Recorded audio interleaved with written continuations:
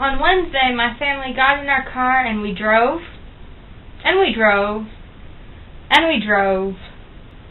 We drove past cows and trucks and a lot of for sale signs. The for sale signs broke my heart. For the longest time in the car, I listened to basically Nick Patera and Tom Law on a loop. My sister and I watched Aquamarine and Spirit. It's basically mandatory that we watch these two movies whenever we're on a road trip. Our plan was to look for bluebonnets. We never did find any, but we certainly found some Texas. We went to the hotel, swam, and then slept, which I don't have footage of because that would be weird.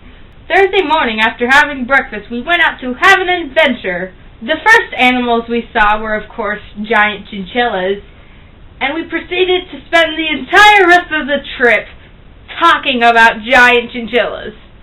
It must be mating season or something, because all the animals seem to be getting into fights. And then this happened, which was pretty freaking awesome.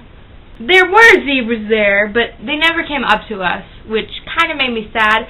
I remember when I was a kid, there was a zebra that took the entire bag of food right from my hand.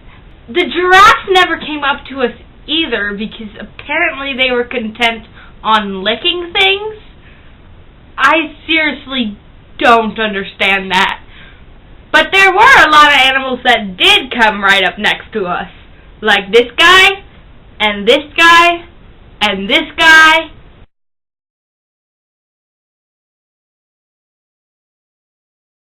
And this emu stared at our car for like 5 minutes. It may seem like fences and cages sometimes ruin the illusion, but the fact is most people don't even get this close to animals. And I don't really think that working to protect endangered species is a bad thing. I wish there was a moral to this story, but there's not really any moral. Except, of course, giant chinchillas.